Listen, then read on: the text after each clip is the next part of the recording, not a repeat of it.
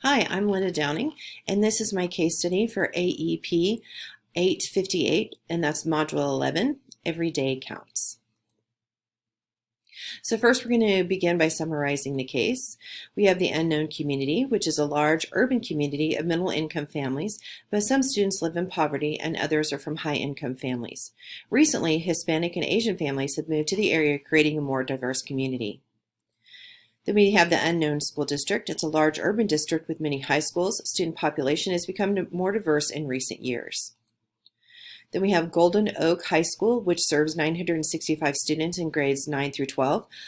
It offers many extracurricular activities, football being the dominant sport, which is greatly supported by the community.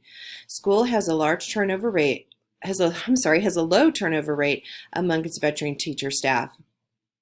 Student attendance has declined in the recent years, creating a problem which has directly affected the school's academic success. Then we have the new principal, Mr. Rhodes. He met with the superintendent, Dr. Newman, who had several concerns about the school, the most pressing being school attendance. Dr. Newman did charge Mr. Rhodes with increasing school attendance. After the Christmas break, Mr. Rhodes decided to turn his attention to the students' academic problem, or attendance problem. He did look at the attendance figures for the first semester. He chose to pick out 5 students who had missed more than 10 days during the first semester. He reviewed each case and determined each presented a problem which needed to be addressed. Mr. Rhodes decided the best course of action should involve stakeholders in the process of correcting the problems and creating a school culture which valued school attendance. Then we have the superintendent, Dr. Newman. Dr. Newman met with Mr. Rhodes after he was hired. Dr. Newman explained the school board policy covering school attendance. He also explained the positive relationships between the schools and the local social services and juvenile court. He encouraged Mr. Rhodes to work with those agencies to help solve the attendance problem. And lastly, we have the 5 students. Mr. Rhodes chose 5 students who have had more than 10 absences in the first semester. The first student, Karen, an 11th grader and National Honor Society member, got married in August. Her grades have suffered due to her absences. Her parents did call the counseling office requesting conferences with her teachers. The second student, Tyrone, a 10th grade honors student, had missed 14 days of school due to parent-deemed educational family trips. His parents did send notes to school explaining the absences and ensured that his missing work would be completed. His record reflects average progress in his classes. Tyrone's homeroom teacher noted that she would excuse the second week of absences from school. Then the third student, Christina, a 9th grader, missed 12 days of school to attend an out-of-town church meetings. These absences directly impacted her grades. Her file does contain form letters signed by Christina's minister.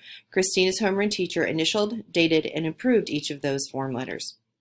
The fourth student, Carl, a 10th grader, attended regular classes in the morning and vocational classes in the afternoon. He has a pattern of random absences. He was reported to the truant's officer, who made a home visit. During the home visit, his parents expressed no concern about his absences. His father stated it was none of the school's business if Carl did not attend school. The last student, the 5th student, John, a junior and a quarterback, suffered an injury during a game and was sidelined for a few games. His doctor released him to play only if he continued PT 2 afternoons a week. The AD, a veteran staff member, placed a note in John's file that he be released early on Friday afternoons to rest up for the games. John's teachers have not expressed any concern about his missing 3 afternoons a week for a number of weeks. Now let's talk about the legal or ethical issues. First, we'll discuss FERPA, which is the Family Education Rights and Privacy Act, which is a federal law that protects the privacy of a student's education records. Parents or eligible students have the right to inspect and review the student's educational records maintained by the school. Then we'll talk about the Student Discipline Handbook. Most school districts have a student handbook which clearly defines excused and unexcused absences, along with the consequences for those unexcused absences. Then we have ESSA, which is Every Student Succeeds Act of 2015.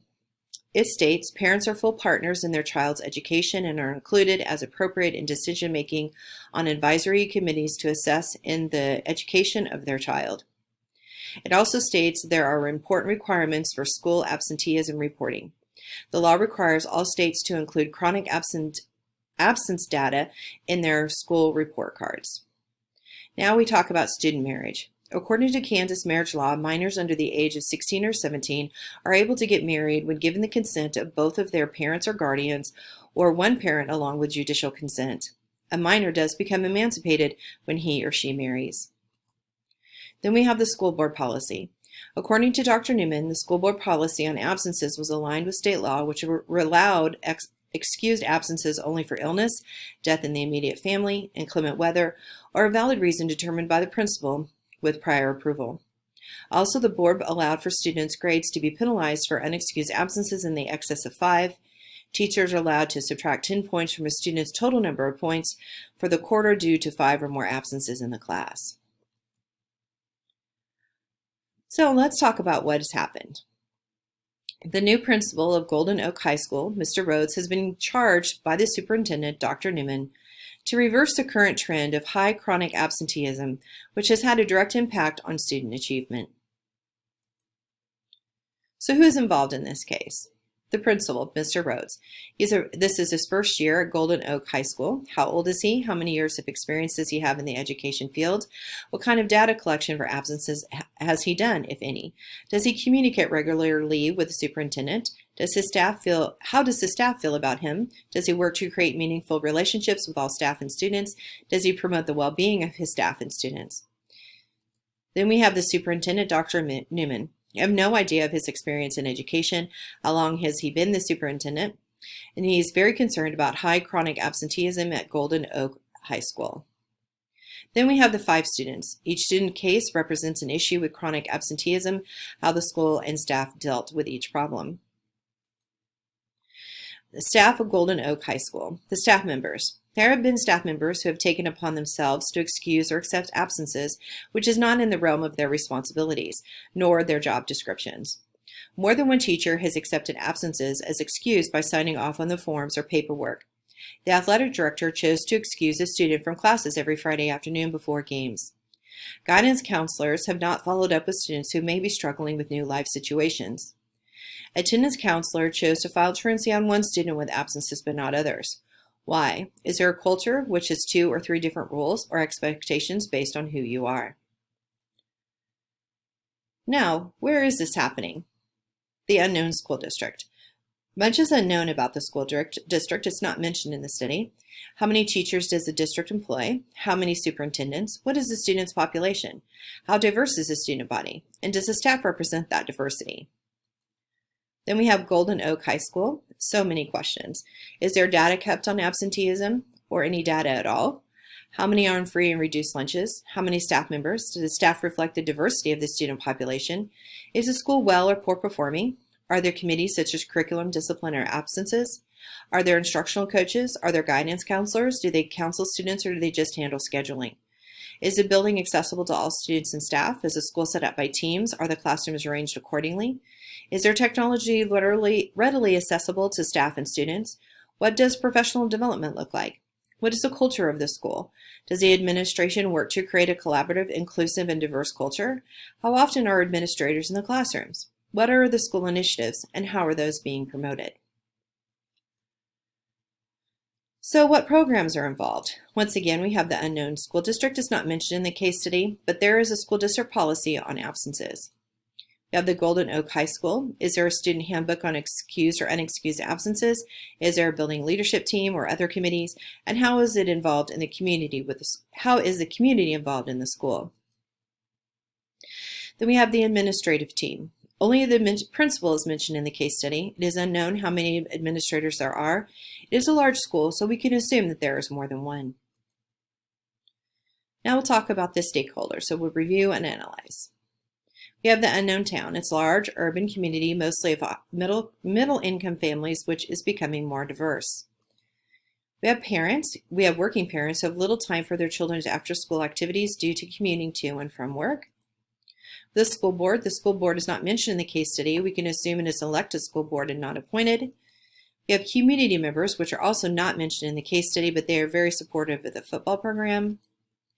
With the superintendent, Dr. Newman, who has expressed concern about the school's performance and student attendance to Mr. Rhodes.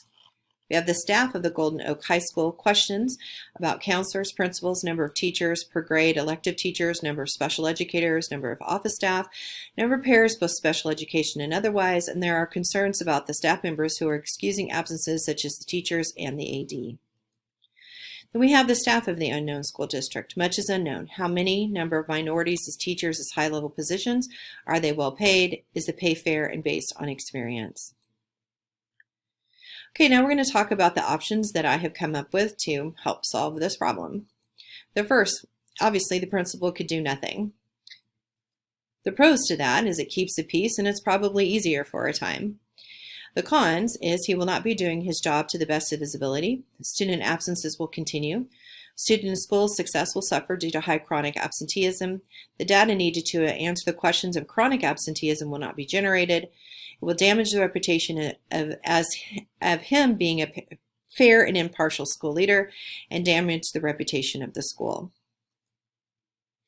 So now we'll talk about option number 2, which I call the harsh option, which means I would speak harshly to staff members who are responsible for reporting absences, speak harshly to teachers who have taken it upon themselves to excuse or accept absences from students, speak harshly to the AD who overstepped his bounds by placing a note in the student's file stating he would be going home to rest for games on Friday afternoons. The pros for this, it's going to be easier for the principal. It's not going to really take that much time.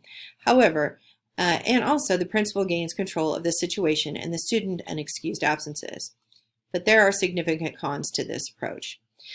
There's no school-wide plan for dealing with high chronic absenteeism. It damages relationships with staff and faculty. It damages my reputation as a fair and impartial school leader, and it continues to damage the school's reputation. Now we'll talk about my option. Option number 3. I would continue to have conversations daily or at minimum weekly with the superintendent. There would be a creation of teams for the building leadership team, grade level, and data. I'd also create a parent panel and also provide parent trainings. I would encourage community involvement through internships, mentorships, etc. We would provide professional development for the staff, for school attendance, etc. I would hope to create a data-driven school culture, and there would be an implementation of district policies on attendance. The pros for this is it maintains my position as a fair and impartial leader. It creates an all stakeholder involvement. It maintains relationships. It solves high chronic absenteeism. It creates a data-driven school improvement program, and it has appropriate parent involvement. And cons, it does take time to create all of this change. Most people aren't comfortable with change, and I'll probably be met with some resistance because of that. So here's the implementation of my decision, which is quite lengthy. First, we need to check board policies on chronic absenteeism, continue discussion with superintendents, communicate with the superintendent on a daily basis via email or in person, develop and monitor a plan for the creation, including guidelines and norms and implementation of a building leadership team, grade level teams, and data protocol. Through that, we would develop an attendance protocol, and we'd make sure that there's the implementation of the district policies on attendance. Number 4, develop and monitor a plan for the generation and compilation of data, including guidelines and norms with the aid of the data team, using demographics, student learning data, school process data, and perception data. Number 5, develop and monitor a plan for the creation, including guidelines and norms, and implementation of a parent panel with the aid of building leadership team. This would create a venue for parents to express concerns or ideas for change and improvement. We would also provide parent trainings for chronic absenteeism, grades, school culture, data-driven improvement, etc. Number 6, develop and monitor a plan for professional development, including guidelines and norms, with the aid of the building leadership team, focusing on the data analysis, school culture, chronic absenteeism, and data-driven school improvement. Number 7, develop and monitor a plan for the creation, including guidelines and norms, and implementation of a community involvement, focusing on internships, mentorship programs, with the use of Boys and Girls Club, etc. Develop and monitor a plan for the surveys for all stakeholders, including guidelines and norms to be used to generate perception data. So the second page of my implementation, there will be various meetings and probably multiple meetings with similar people. So first we have with the administration staff, the office staff, and help with the dissemination attendance to grade level teams and or homeroom teachers. C, building leadership team. D, data team. E, instructional coaches. F, department heads if they have those.